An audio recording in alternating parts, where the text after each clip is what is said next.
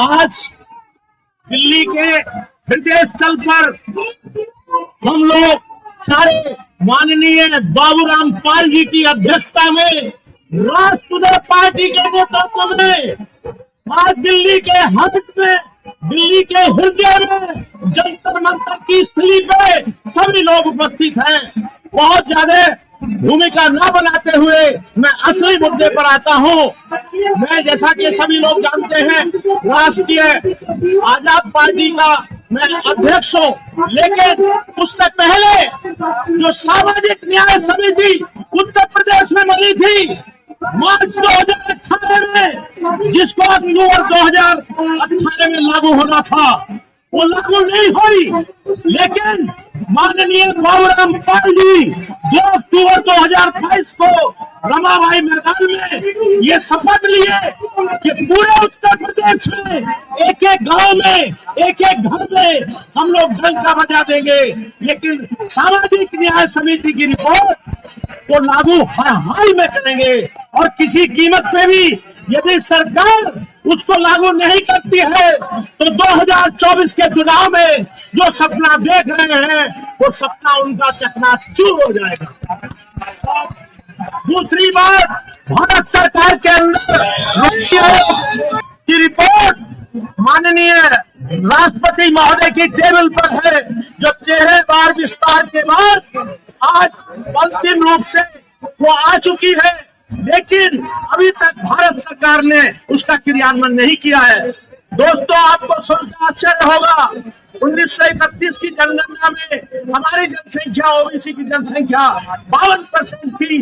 अभी हाल में बिहार में जनसंख्या को जब काउंट किया गया तो 63%, और आज इसी आधार पर माननीय नीतीश कुमार जी ने 75% आरक्षण बिहार के अंदर लागू कर दिया है। आप लोगों को जानना चाहिए कि अति पिछड़ों का हिस्सा 25% निर्धारित हुआ है।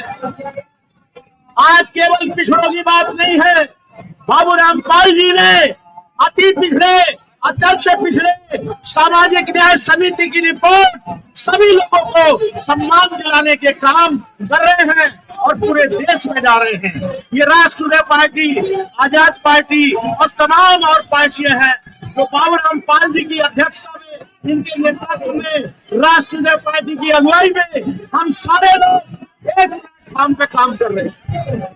हमारा उद्देश्य अभी तक केवल नौकरी पाने तक सीमित नहीं है, हमें सम्मान पाना है।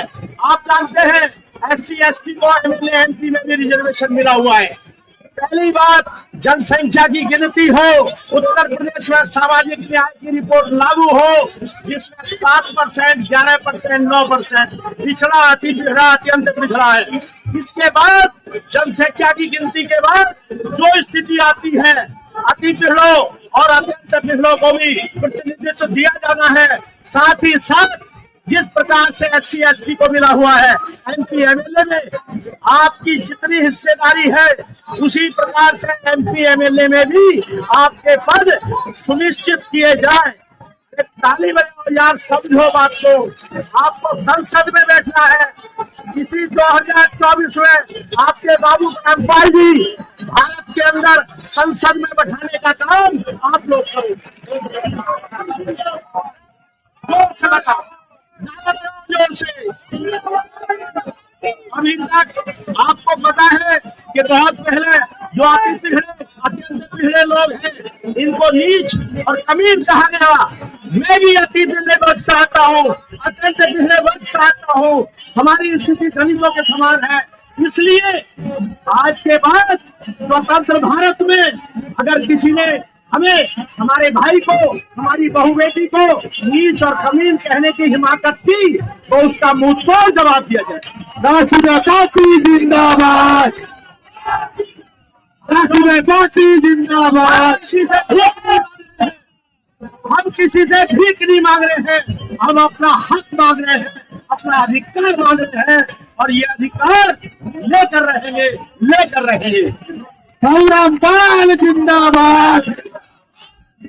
अंत में ये जो हम लोगों का उद्गार है, ये सारी चीजें, सारी बातें जन जन तक पहुंचाइए और 2024 के चुनाव में दिखा दीजिए कि हम लोग जो है 60% से भी ज्यादा है पिछड़े, लेकिन अति पिछड़े अत्यंत पिछड़ों का हिस्सा अलग होना चाहिए, क्योंकि उनको भी सम्मान मिलना चाहिए। जिस प्रकार से SC/ST एक्ट बना है अति पिछड़ों के सम्मान में, उसी प्रकार से अति पिछड़ा एवं अत्यंत पिछड़ा अत्याचार निवारण एक्ट 2024 बनना चाहिए।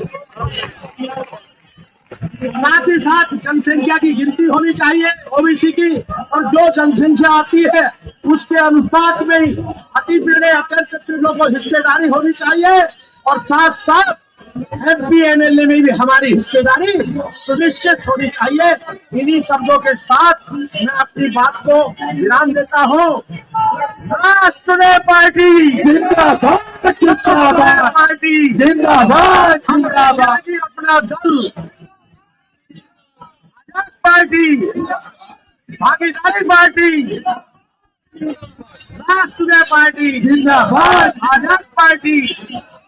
अपनी जिंदगी अपना दल यही करेगा सभी समस्याओं का हल। बहुत बहुत बधाई सभी को, बहुत बहुत धन्यवाद, बहुत बहुत धन्यवाद।